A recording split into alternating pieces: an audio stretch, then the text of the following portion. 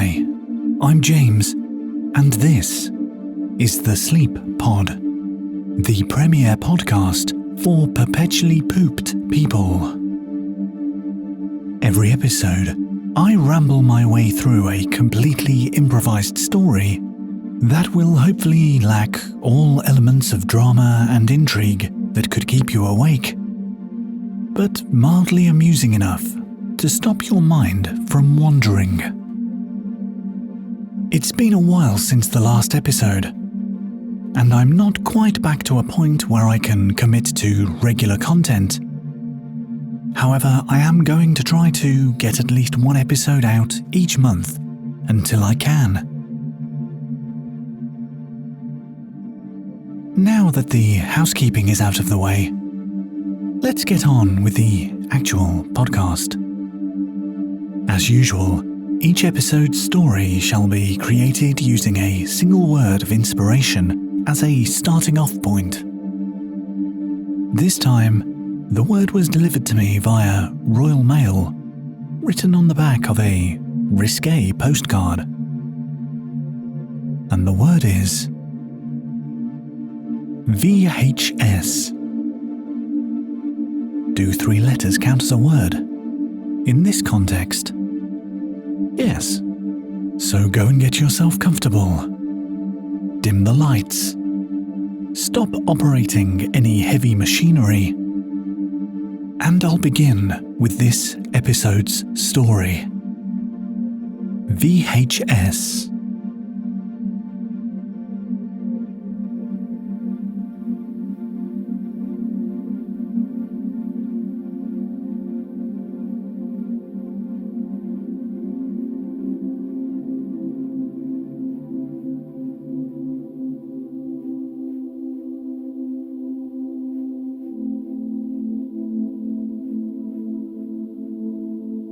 Keith was bored.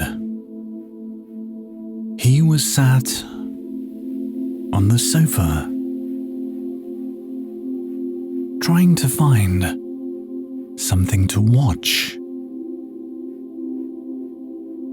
He had flicked through all of the channels, gone through the catalogues available to him on all of the subscription on-demand services that he was subscribed to. He even tried to close his eyes and imagine a film, but nothing was scratching that specific itch. He adjusted his position so he was lying down on the sofa, and he closed his eyes. He tried to think of the ideal movie that he could watch. He didn't want anything scary. He didn't want anything with aliens or robots in it. He didn't want anything that was straight up comedy. He wanted to watch an action movie, maybe something mildly light-hearted, but with a lot of running and jumping, with interesting stunts, and a main character who had an endless supply of witty one-liners when taking out an enemy or doing a particularly cool stunt. He sighed and did a really big stretch, hoping that the stretch might somehow provide inspiration for an idea. But it did not.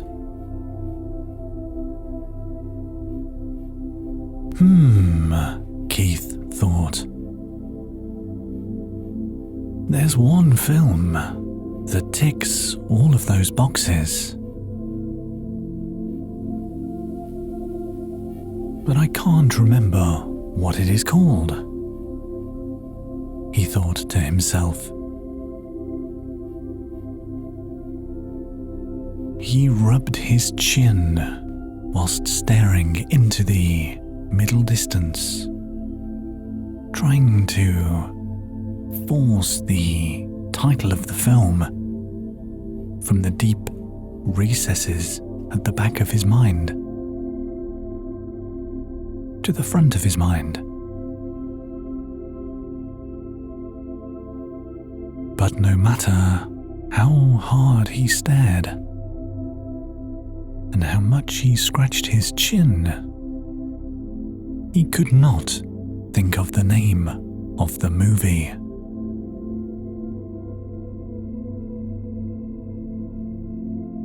Well, he said to nobody but himself, I am going to have to go on a trip to find this film. He stood up and then took a few cautious steps away from the sofa. He didn't want to rush his exit from his home, in case he remembered the name of the film. So he took his time. He slowly walked across the carpet in his living room, opened the door to his hallway, and slowly, step after cautious step,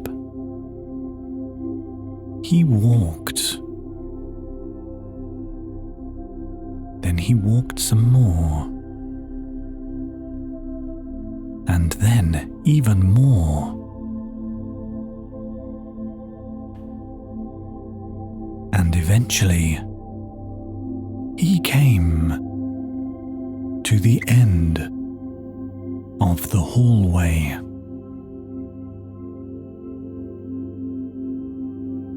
In front of him, there was another door.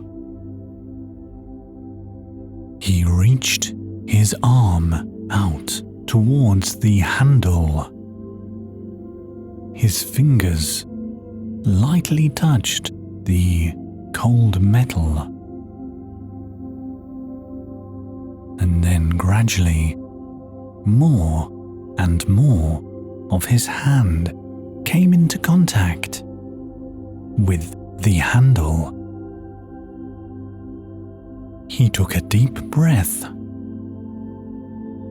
curled his fingers around the metal, and opened the door. Keith was now in the small room that separated the hallway to the outside world. Along the wall to his left was a long row of coat hooks, and hanging from the hooks were coats. He looked from coat to coat. One was brown. Another one was brown. One was black. A third one was brown.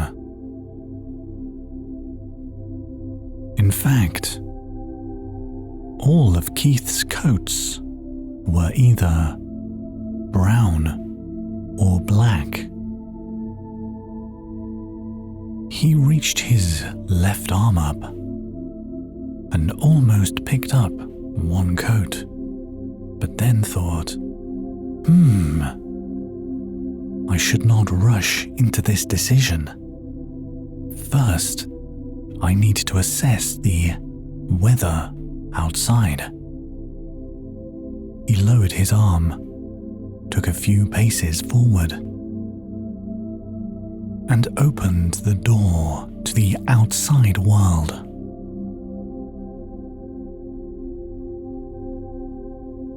A cool breeze hit Keith's skin. That was the first indication that today's weather was not very hot. He looked at the ground. It was dry. Then his eyes tilted upwards. He looked at the sky. There were a few clouds, but they were all quite white and wispy. Keith knew from years of experience that this probably meant that it was not going to rain. Now he had this information, he took a step back and closed the front door. He rotated his body 180 degrees and looked back at the row of coats. His first thought was, do I need a coat on? Well, it's not raining. But it is a little bit chilly outside. So he picked up a light jacket that was brown.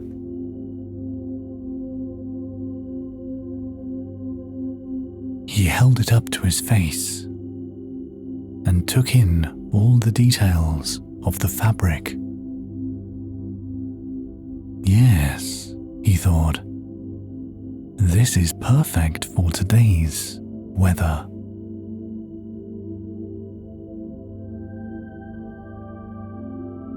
In a large and dramatic, swooping motion, he swooshed the jacket around from in front of him to behind him and smoothly inserted both of his arms into the corresponding armholes of the coat. He adjusted the collar and then nodded to himself for a job well done. Next, he turned to his left. In a long row, against the wall of this room, on the floor, there was an array of different shoes. Just like the coats, the vast majority of these were either black or brown. However, at the far end, almost right in the corner, there was a pair of white trainers. Thought Keith. Yes, those will do perfectly. He grabbed them and slid his feet into the footholes. And then, starting with the left, did up the laces in the usual style.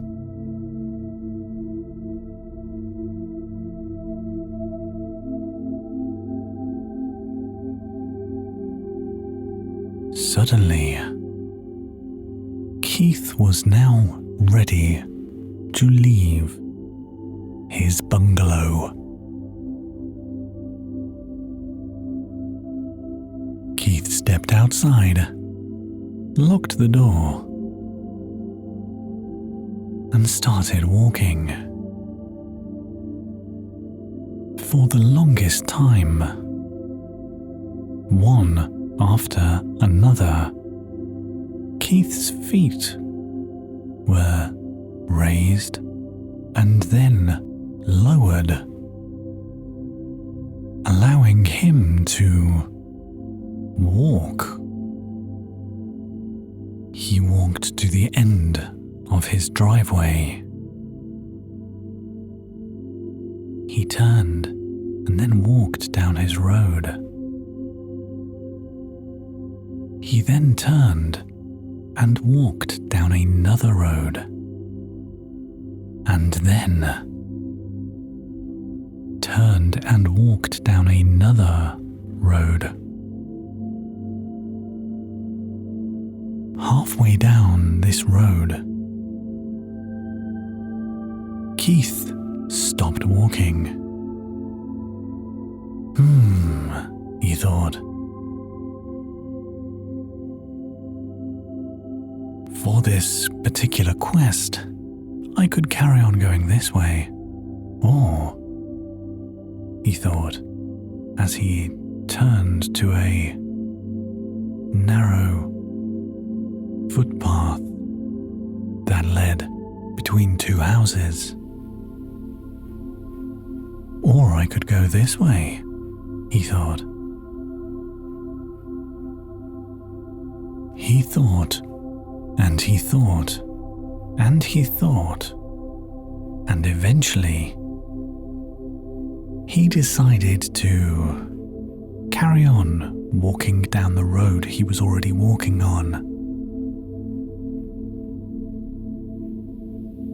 He smiled and said, "In for a penny, in for a pound," to a small child who was riding past him on a bicycle that had stabilizers attached to the rear wheels.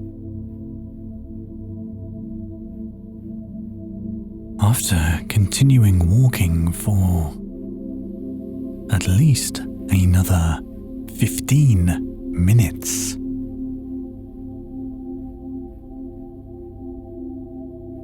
Keith found himself at the library. He checked his pockets to make sure that he still had his library card inside the pocket. Panic and fear swept over Keith. The card was not in his pocket. But then he checked his other pocket, and it was in that pocket. He walked up the steps and opened the door to the library. Keith's local library had seen better days. The 1970s exterior had started showing its age, and the interior was not much better, with faded carpets, a mismatched selection of shelves,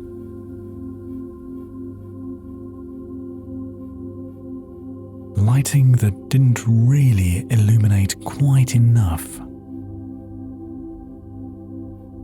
But after years of government funding cuts, it's what Keith expected. And at the end of the day, not a lot of people used libraries anymore. He walked between rows of shelving, through the travel section, past biographies. He navigated his way through fiction, and eventually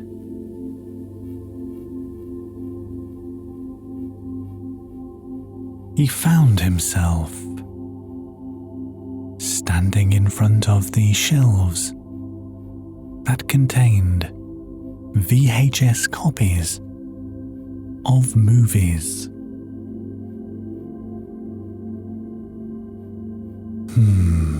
He thought, what's the best way to find the movie I'm looking for? He took a step back and tried to look at everything all at once. But there was just too many, and plus he had to tilt his head to the side to read the spines on the boxes. That combination made that specific tactic unworkable. So he stepped forward, and keeping his head tilted to the side, he began walking, sidestepping, almost crab-like. His eyes scanning a single shelf at a time.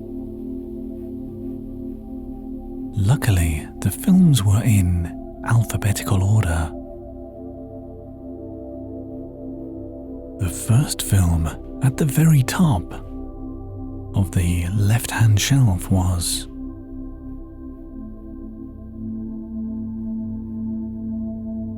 Aardvark's Attack Anchorage again.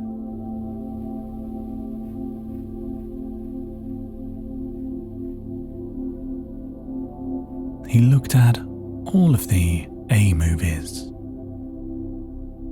then all of the B movies. So far, he had seen all of the A movies and all of the B movies except one movie. And that movie was B movie. But that was not the movie he was looking for.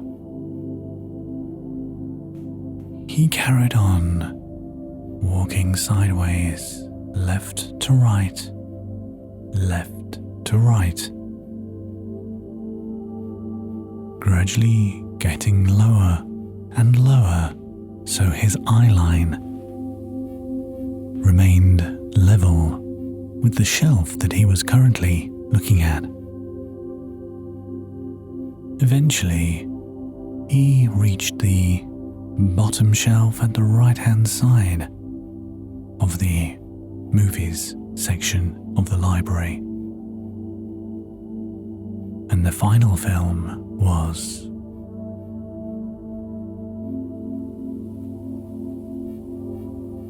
zoos, xylophones, and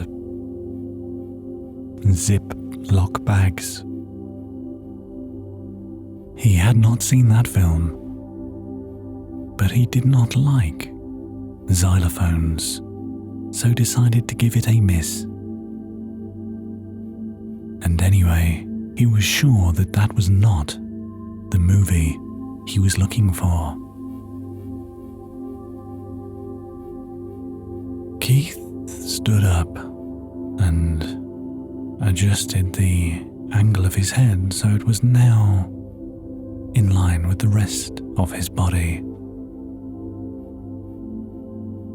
He took a few steps back just to make sure that there wasn't a secret hidden shelf that he had not noticed the first time around. But there wasn't. He let out a loud and expressive sigh. I help you, sir?" a voice said behind Keith. Keith's eyes went wide. He was surprised and had forgotten in all the drama that there were other people there. He turned around 180 degrees. And so now, standing in front of him, he saw a librarian. "Hello," said Keith. Possibly." The librarian nodded, enthusiastically, encouraging Keith to continue talking, as that was the best way that they could help him. "Well," said Keith, after getting the hint to continue talking, "I'm looking for a movie." "Okay," said the librarian. "Which movie are you looking for?" Keith looked sad. "Well, that's the problem. I can't remember what it was called." Oh dear," said the librarian. "Could you describe it to me?" Said Keith. "Yes, quite possibly." Keith stared at the librarian, waiting for them to take out a piece of paper to make some notes. "I'm looking for a film. It's an action movie. Light-hearted. There's a lot of running and jumping in it. I think at one point there might be a chase that involves vehicles. The protagonist in the movie says some witty one-liners, mainly to themselves, but sometimes to a foe they have just bested." Said the librarian. "Go on."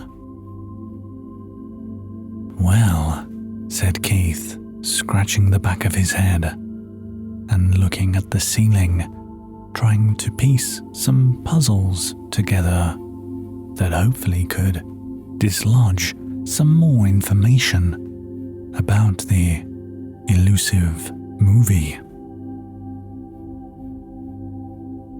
"Well, from what I remember, there were some stakes that were fairly high. The hero of the film had a time limit to achieve their goals.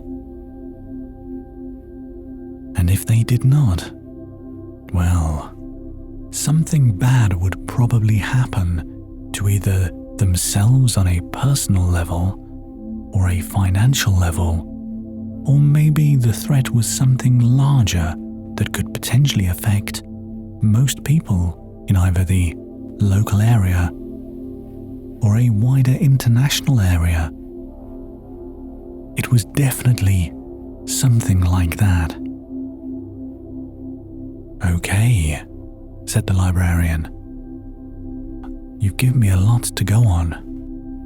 Do you remember who starred in the movie?" "Ah," said Keith. "It was definitely an actor. You know the type. One of those that quite frequently does movies where there's a lot of running and jumping. But they have also done a few comedic and light-hearted roles too." The film I'm looking for is definitely very stereotypically one of their movies. Okay, said the librarian. Do you remember who the baddie is? Said Keith. Now you mention it, quite possibly. The main antagonist was somebody who had a plot to do something. I can't remember who the actor was, but I can remember that they portrayed the character quite well. The character had either an interesting accent, a physical quirk that could be used to make the audience think that they were different to everybody else, or broadly speaking, slightly strange. The main thing that I remember is that the main villain was quite the character. Oh, one of those films, said the librarian. Okay, now we're getting somewhere. My final question is, do you remember where it was set? Location, geographically, and possibly chronologically?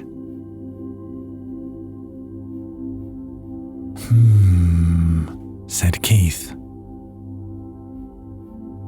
It was definitely set on Earth.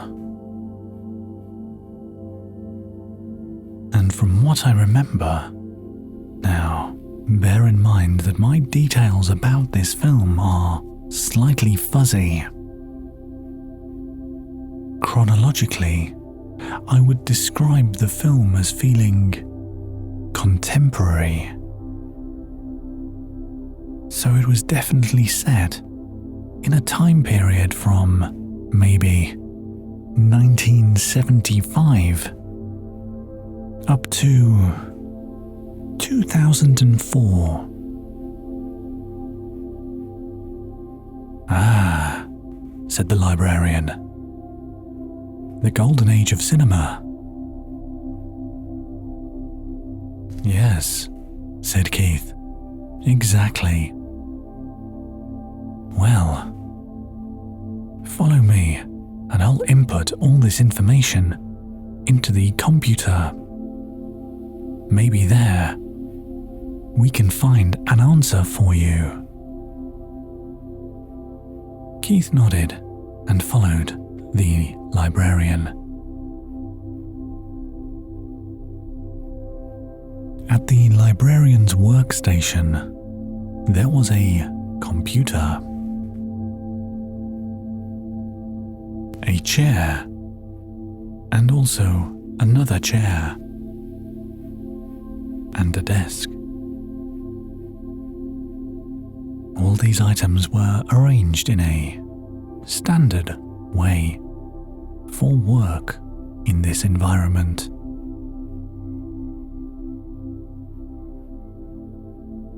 The librarian sat down, indicated for Keith to also sit down, and they began typing away. Keith watched with fascination as the librarian referred to their notes, typed, and then looked at the screen. He tried to predict what the librarian was going to say by studying their facial expressions. But after 3 minutes, he was still unable to guess But luckily, he would no longer need to guess, because the librarian started to tell him what they had found.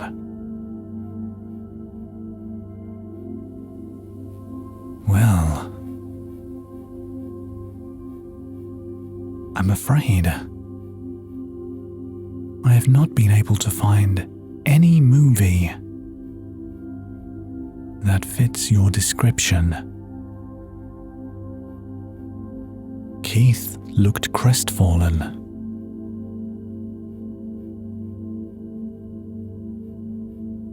"Oh no," he said. "Yes, I'm afraid so. However, I would recommend that you take this piece of paper that contains all of the notes that I've just made and go to the video rental shop." "Oh, okay," said Keith. "What is that?" The librarian nodded. They had to explain the concept of a video rental shop to many people in the past. So they described the business model and the logistics of using a video rental shop to Keith. He listened, taking in all of the information.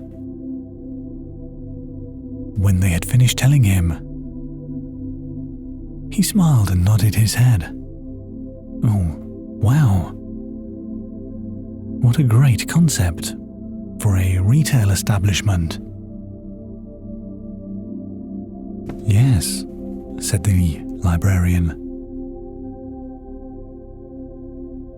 Keith picked up the piece of paper with all the notes on, folded it, and placed it in his pocket.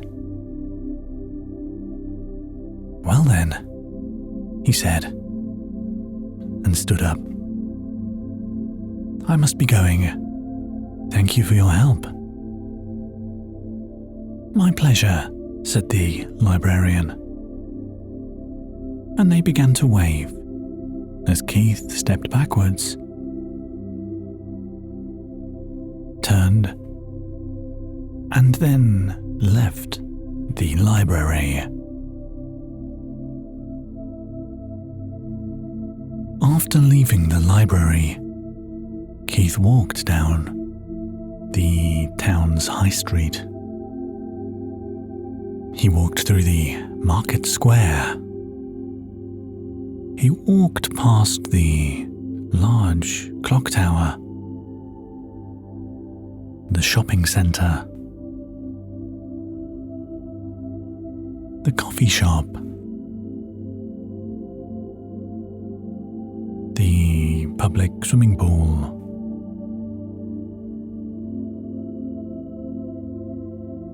the joke shop, the real shop, and then he was at the video rental emporium. He looked up and marvelled at the store. He appreciated businesses that had direct names of what they did.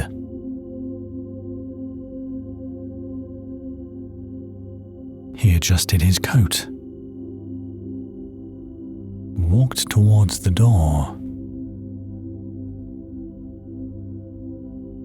and opened it.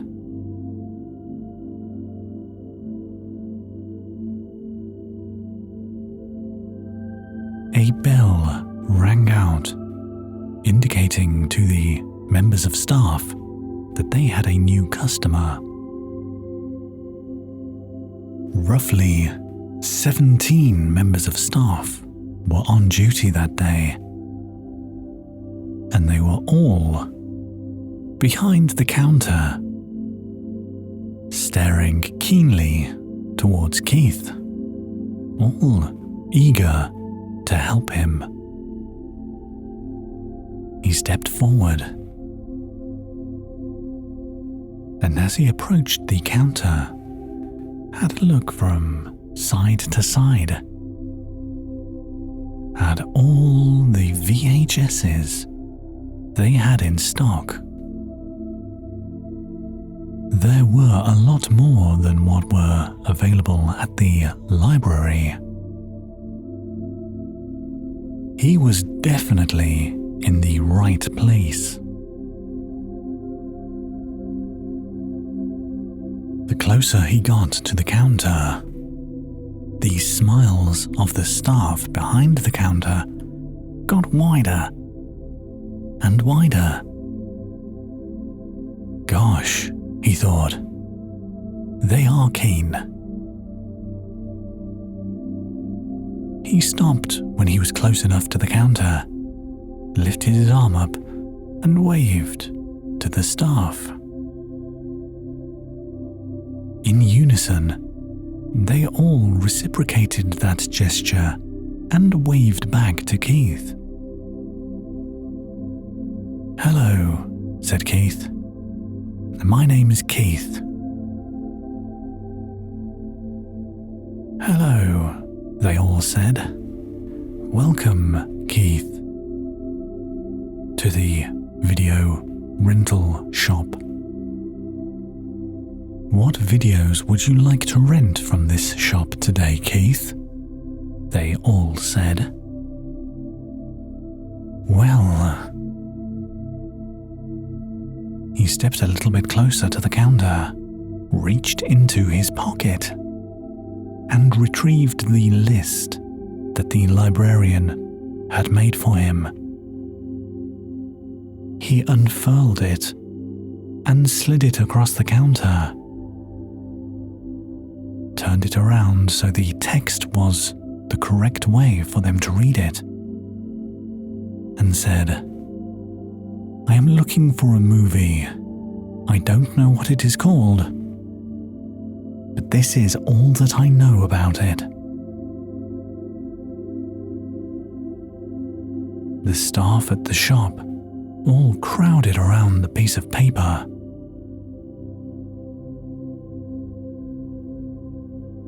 And they all read it, sometimes craning over other staff members to get a better view. But eventually, after a minute or so, they had all read it. "So," said Keith, "do you know what this movie is?" The staff looked at each other for a moment, turning their heads from one to another. They all raised their right hand up, pointed one finger upwards, and said, casually, as one, "One moment, please."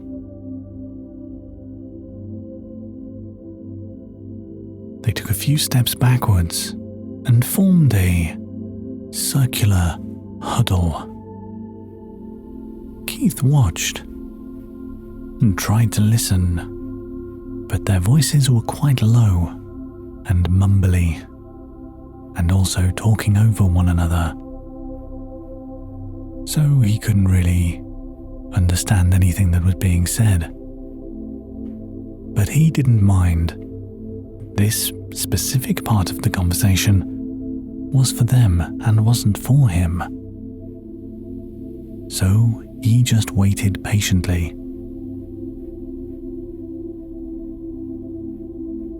After a few minutes, the huddle de-huddled,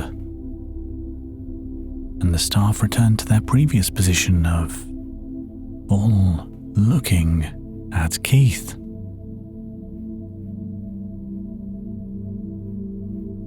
"Well," they said, "this is a tough one. But we think we know the movie you are looking for.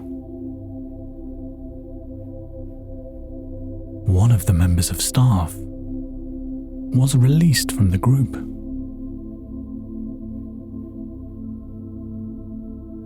Ran to the end of the counter and made their way onto the main shop floor.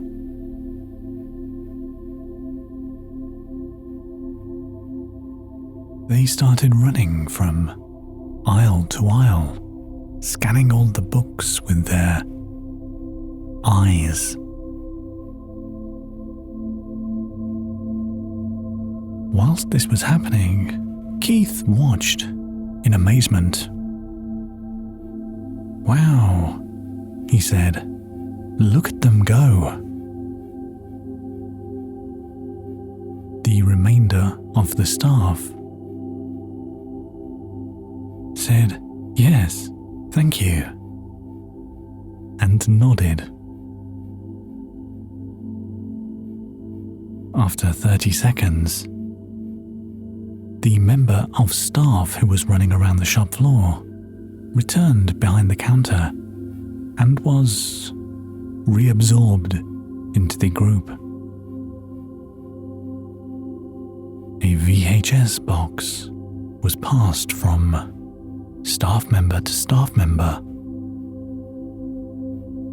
until eventually it made its way to the counter. "Is this what you're looking for, sir?" they said, and moved the VHS box towards Keith. Keith moved closer, picked it up, and looked up the cover for a movie that was called The Stunt Jumper. Keith's eyes went wide. "Yes," he said. "That is exactly the movie I have been looking for." "Excellent," they all said. "Do you have a membership with us?" they asked. "No. Do I need one?" inquired Keith. "Yes," they said. "Okay." So Keith filled out the necessary paperwork and became a member of the video rental shop. And after paying a small amount of money, Keith was on his way home with the movie that he really wanted to watch. And after walking back down road and other roads, he was back home. He popped the VHS into his VCR, pressed play, sat on the sofa, and smiled to himself. Ah, yes. This is exactly what I wanted to watch.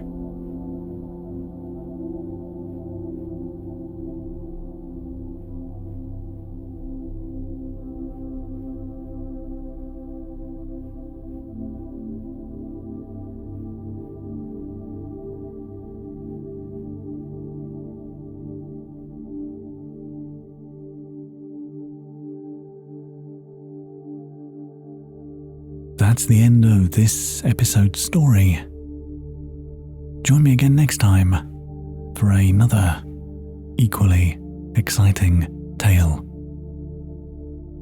If you've enjoyed this, tell a friend.